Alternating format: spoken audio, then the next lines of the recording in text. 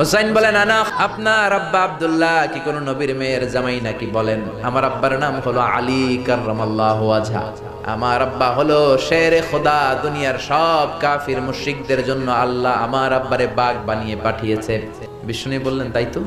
আবার হুসাইন প্রশ্ন করলেন নানা বলেন তো আপনার আম্মার নাম কি?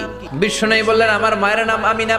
হুসাইন বলল নানাজি জান্নাতে সর্বপ্রথম যেই মহিলাটা ঢুকবেন ওই মহিলাটা হলো আমার আম্মা জান ফাতিমা। বিশ্বনবী কোনো কথা বলেন না। হুসাইন আবার প্রশ্ন করলেন নানা বলেন তো আপনার নানার নাম কি? বিশ্বনবী বললেন আমার নানার নাম হলো ওয়াহাব ইবনে আব্দে মানাফ। হুসাইন বলে নানা আপনার নানা ওয়াহাব রে কে চিনে? আর আমার নানারে চিনে না এমন কোন মানুষ পৃথিবীতে নাই। এই হলো আমার নানা। এবার বলেন কে দামি?